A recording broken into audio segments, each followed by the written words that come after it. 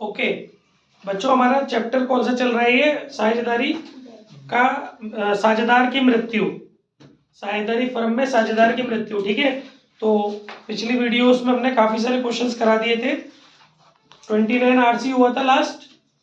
आज हम अपने अगले क्वेश्चन की तरफ चलते हैं, जो कि है एग्जाम्पल 10 एस एम शुक्ल। एग्जाम्पल 10 एस एम शुक्ल साहित्य भवन, और इसको केवल पार्ट, फुल नहीं करना, केवल पार्ट करना है। तो ये जो हमारा क्वेश्चन है, इसको हम लोग समझ लेते हैं क्या है इस क्वेश्चन के अंदर। देखिए एग्जाम्पल 10 में क्या बोल रहा है बेटा, इसने बोला हुआ है कि 3 पार्टनर है, एक्स वाई और जेड। ठीक है, 3 पार्टनर हमारी फर्म के अंदर है और रेशियो वगैरह दे रखे हैं। जो मेन चीज मैं समझाना चाहता हूं इसके अंदर ये है कि जेड के उत्तराधिकारी को तुरंत 16,000 रुपये नगद दिया गया। जेड के उत्तराधिकारी को तुरंत 16,000 रुपये नगद दिया गया और शेष को 2 समान वार्षिक किस्तों में 12% वार्षिक ब्याज के साथ दिया गया। तो मैं आपको इसका अकाउंट तो बना, हाँ जी। तो देखिए, तो इस क्वेश्चन में इसने इस बार क्या किया है कि इस क्वेश्चन में अपडेशन ये है कि जो जेड का उत्तराधिकारी है उसको हम लोग कुछ पैसे तुरंत दे रहे हैं, 16,000 रुपये, और बाकी उसको बोल रहे हैं कि भाई हर साल किस्तों में लेता जा, मतलब वार्षिक किस्तों में, 2 वार्षिक किस्तों में हम उसका पेमेंट फिनिश कर रहे हैं, और हम उसको ब्याज देंगे बेटा 12% की, 12% वार्षिक। और एक और सूचना कि इसमें जो जेड की मृत्यु हुई है वो 1 जुलाई 2019 को हुई है। तो आप बात समझिए, और आपको इस क्वेश्चन में बनाना है जेड के उत्तराधिकारी का खाता अंतिम भुगतान होने तक बनाइए। तो उसने आपसे केवल एग्जीक्यूटर अकाउंट बोला है। ठीक है, तो पार्ट क्या, आप इस क्वेश्चन को फुल ही कर लेना है ना। पार्ट क्या करना है, इस क्वेश्चन को आप फुल रूप में कर लेना। तो मेरा कहने का मतलब ये है कि इसके अंदर आपको बहुत सारी और भी चीजें दी हुई है, जिसकी वजह से, वो तो मैं क्वेश्चन की पीडीएफ डाल दूंगा, उसमें आप देख लेंगे। बहुत सारी चीजें आपको दी हुई है जिसकी वजह से आपको रिवैल्यूएशन अकाउंट बनाना पड़ेगा, और उसका जो प्रॉफिट लॉस आएगा वो सभी पार्टनर्स में डिस्ट्रीब्यूट करना पड़ेगा।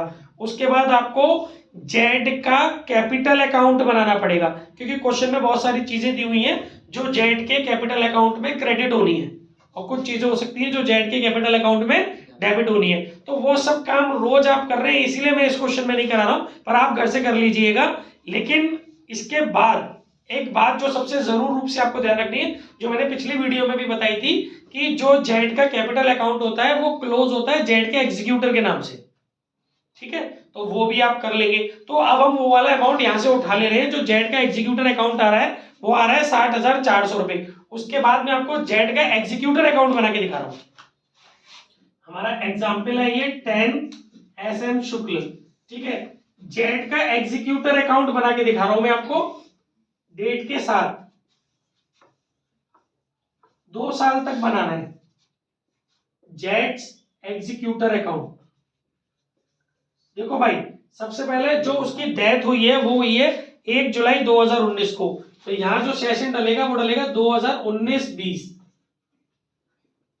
जब आपको एंट्री कल बताइए, कल की वीडियोस में आपने कॉन्सेप्ट बनाए होंगे तो देख सकते हो कि जो हमारा एग्जीक्यूटर होता है, जो हमारा कैपिटल अकाउंट होता है, उसको जब हम ट्रांसफर करते हैं एग्जीक्यूटर में कैपिटल के बैलेंस को मरने वाले पार्टनर के, तो उसकी एंट्री बताई थी Z capital account debit to Z executor. उस पॉइंट ऑफ व्यू से यहां पर आ जाएगा जुलाई 1 को बाई जेड कैपिटल अकाउंट 60,400 रुपए। ये कहां से आया, ये आप उसका कैपिटल अकाउंट बनाएंगे वहां से आएगा। ठीक है, जेड का capital account debit to Z executor account. अब जो भी पेमेंट आप करेंगे वो उसके कैपिटल अकाउंट में नहीं करते, एग्जीक्यूटर अकाउंट में करते हैं। क्योंकि कैपिटल अकाउंट में इसलिए नहीं करते क्योंकि आप उसको नहीं दे रहे हो। ये फर्क है रिटायरमेंट और डेथ में, क्योंकि आप इसमें मरने वाले के उत्तराधिकारी को 16,000 रुपए दे रहे हो, तो उसके उत्तराधिकारी के खाते में चढ़ेंगे। तो जब आप उसको 16,000 रुपए दोगे तो एंट्री करोगे Z executor account debit to cash bank. ठीक है, वो आप उसी दिन दे रहे हो, तुरंत 1 जुलाई को ही। तो जुलाई 1 को यहां दे दोगे आप टू बैंक अकाउंट, 16,000 रुपए आपने दे दिए। अब आपको साफ साफ नजर आ रहा है 60,400 रुपए में से 16,000 रुपये आपने दे दिए, तो जो हिसाब बच रहा है वो बच रहा है 44,400 रुपये का। ठीक है, तो ये 44,400 रुपये आप 2 बराबर की किस्तों में भुगतान कर रहे हो। तो एक किस्त हो गई, डिवाइड बाई 2 लगा के 22,200 रुपये। ठीक है, 44,400 रुपये का ये जो भुगतान है वो आप उनकी 2 बराबर की किस्तों में कर रहे हो। ठीक है भाई, तो लेकिन ये भुगतान आप कब करोगे? जिस दिन वो मरा है वहां से 1 साल बाद। तो अभी उससे पहले 31 मार्च को आपके खाते बंद होंगे, तो आपको 1 जुलाई से लेकर के 31 मार्च तक की जो इंटरेस्ट है, ध्यान से समझना पड़ेगा, वो बीच में मरा है। अगर वो 1 अप्रैल को मरा होता तो कोई दिक्कत नहीं आती, वो 1 जुलाई को मरा है। अब आप जो अगली किस्त दोगे वो 1 जुलाई को दोगे, है ना। तो कहने का मेरा मतलब ये है कि उससे पहले 31 मार्च 2020 को आपका अकाउंट क्लोज होगा, तब तक आपको इंटरेस्ट दिखानी पड़ेगी। तो वो जो 9 महीने की इंटरेस्ट है जुलाई से लेकर के आने वाले मार्च तक, वो आप उसके अकाउंट में डाल दो कैलकुलेट करके आउटस्टैंडिंग अमाउंट पर।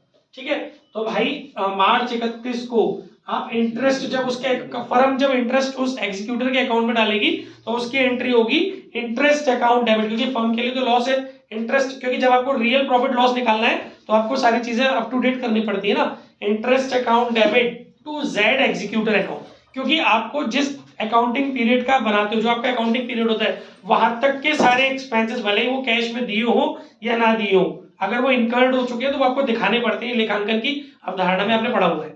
ठीक है, तो ये आपका यहाँ पर आ जाएगा बाई इंटरेस्ट अकाउंट, अमाउंट रहेगा ये 44,400 रुपये पूरे पेंडिंग है ना अभी, तो उस पे निकलेगा साल भर की जो परसेंटेज दी है क्वेश्चन में, वो दी हुई है आपको 12%, लेकिन आपको 9 महीने का निकालना है। ठीक है, 44,400 का 12% इंटू 9/12, ये आएगा आपका 9 चौक 36, 9 चौक 36 और 3 39, 9 चौक 36 और 39, 3996। ठीक है भाई, तो वो आपका आ गया 3996। आई थिंक समझ में आ गया होगा। मार्च 31 को अपना अकाउंट क्लोज कर लो टू बैलेंस सीडी, क्योंकि मार्च 31 को थोड़े ही भुगतान करोगे आप।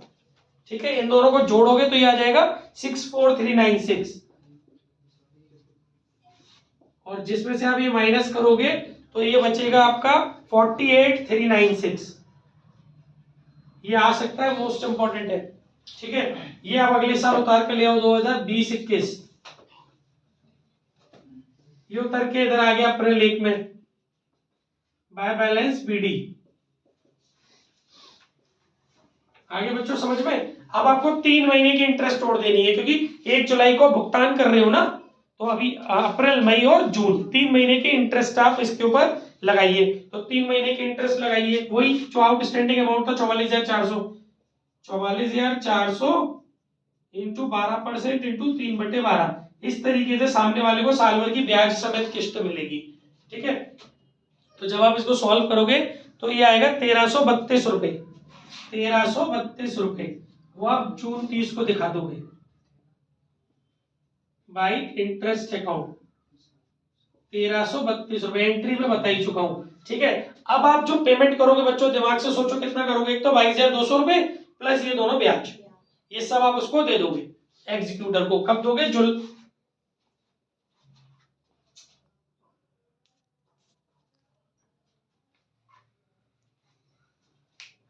छुट्टी में ध्यान दिला देना, मुझे कॉल करना है ना। तो फिर आप ये जो दोगे ये आप कब दोगे? 1 जुलाई को। तो कितना पेमेंट दोगे? एक तो ये दोनों किस्तें, मतलब ये दोनों इंटरेस्ट और प्लस उसकी पहली किस्त, उसकी एंट्री होगी Z executor account debit to bank account.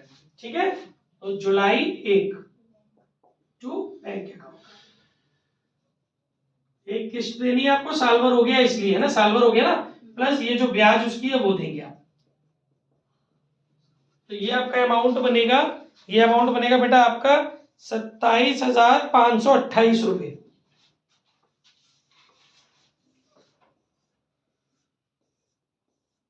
27,528 रुपए। अब बच्चों जून 30 के बाद अब जो आपका बैलेंस रह गया वो 44,400 में से 22,200 रुपए तो चले गए।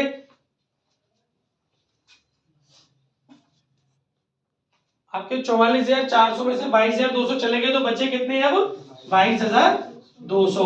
अगली जो इंटरेस्ट है 9 महीने की, क्योंकि जून 30 के बाद अब आने वाले मार्च 31 को अकाउंट क्लोज करना पड़ेगा ना, तो जो 9 महीने की इंटरेस्ट है वो कौन से अमाउंट पे निकलेगी? 22,200 पर, क्योंकि अब हमारा बैलेंस जो रह गया वो इतना ही रह गया है, 12% और 9 महीने का।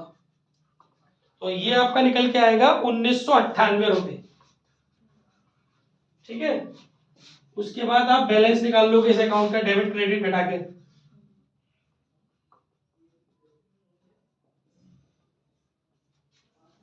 टोटल आएगा इस अकाउंट का 51,726। 51,726 में से आप लोग जब इसको माइनस करोगे तो बचेगा 24,198। ठीक है, फिर आ जाएगा 21,22।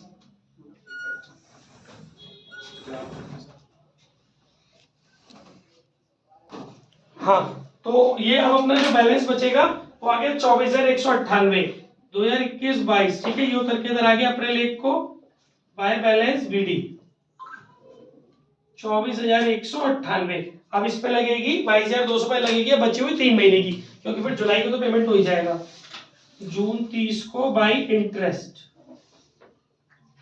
ठीक है ना, 22,200 इंटू 12% इंटू 3/12, तो ये आएगा बेटा आपका 668 रुपये,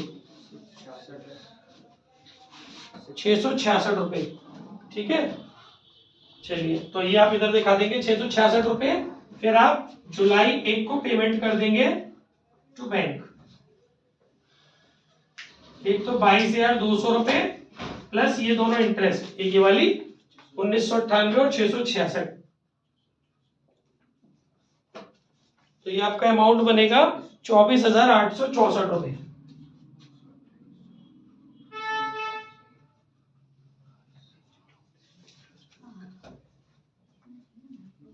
ठीक है, इस तरीके से एग्जीक्यूटर का अकाउंट बनता है। ओके, चलिए आगे बढ़ते हैं। अब देखिए, अब आपका अगला क्वेश्चन है एग्जाम्पल 9 एसएम शुक्ल। ये भी आपको फुल करना है।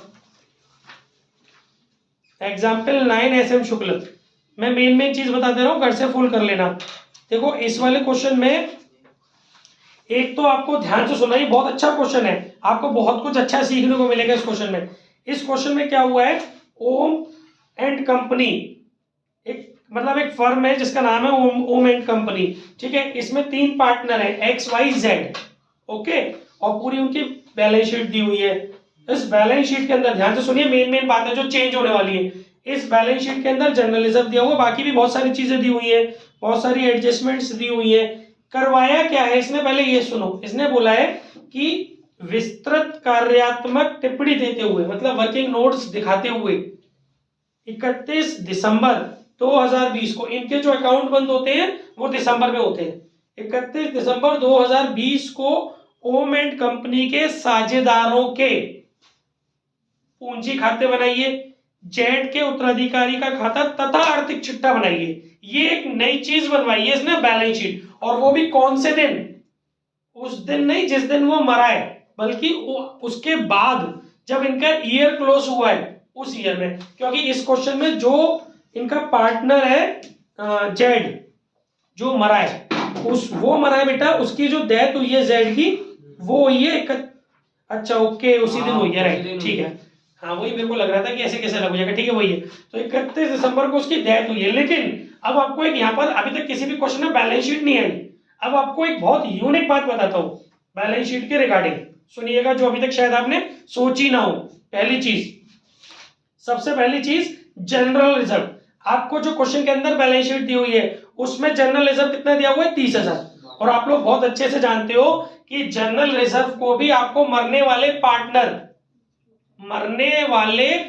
देखिए जनरल रिजर्व जो है ना, वो कभी भी पूरा की पूरा सब में डिस्ट्रीब्यूट नहीं होता। यहां पर केवल किसका अकाउंट बनाना है आपको, केवल उस पार्टनर का अकाउंट बनाना है। मतलब जनरल रिजर्व किस में डिस्ट्रीब्यूट होगा, जनरल रिजर्व मरने वाले पार्टनर का प्रॉफिट शेयर जो भी है, उस प्रॉफिट शेयर में, जनरल रिजर्व में उस प्रॉफिट शेयर से उसका हिस्सा उसके जनरल रिजर्व में जाएगा। मतलब पूरी फर्म का जनरल रिजर्व दिया हुआ है मैं 30,000, समझिएगा मैं क्या बोलने की कोशिश कर रहा हूं। पूरी फर्म का जनरल रिजर्व दिया है हमें 30,000। जो पार्टनर जेड जिसकी डेथ हुई है उसका आपको प्रॉफिट शेयर दे रखा है 2/5। तो 30,000 में जेड का जनरल रिजर्व निकालू, 30,000 इंटू 2/5, तो ये आएगा 12,000 रुपए। तो ये 12,000 रुपए की जनरल एंट्री क्या करोगे आप, क्योंकि अभी आप जेड का उत्तराधिकारी का खाता बनाओगे, उससे पहले जेड का कैपिटल अकाउंट बनाओगे, तो इस 12,000 रुपए की जनरल एंट्री होगी general reserve account debit to Z capital 12,000, और इसीलिए आप जेड की कैपिटल में क्रेडिट साइड में दिखा दोगे बाय जनरल रिजर्व। लेकिन कितना, 12,000। ये बात तुम्हारी समझ में आ रही है मैं क्या बोल रहा हूं? ठीक है, तो बच्चों आपके पास जनरल रिजर्व था कितना, 30, जेड को कितना दे दिया, 12, बचा कितना, 18। वो नई बैलेंस शीट में चला जाएगा, क्योंकि ये कोई रिकंस्टिट्यूशन नहीं है जो आप ये आप कहीं आप ऐसा सोचे कि सभी में बांट दो जनरल रिजर्व। नो, ये दैत है, दैत का सिस्टम बहुत अलग होता है। आप नई बैलेंस शीट में कंटेंट समझ रहे, जो जनरल रिजर्व है, बचा हुआ जनरल रिजर्व कैरी फॉरवर्ड होगा बैलेंस शीट में। 18,000 रुपए का जनरल रिजर्व आपका बैलेंस शीट में अभी भी रहेगा। तो एक तो ये बात मुझे आपको समझानी थी जो सबसे यूनिक थी, जो अभी तक सामने नहीं आई थी। एक और बात सुनिए इस क्वेश्चन में, इसके अलावा इसने एक बात बोली है क्वेश्चन के अंदर कि 31 दिसंबर 2020 को समाप्त होने वाले वर्ष के दौरान 1 अप्रैल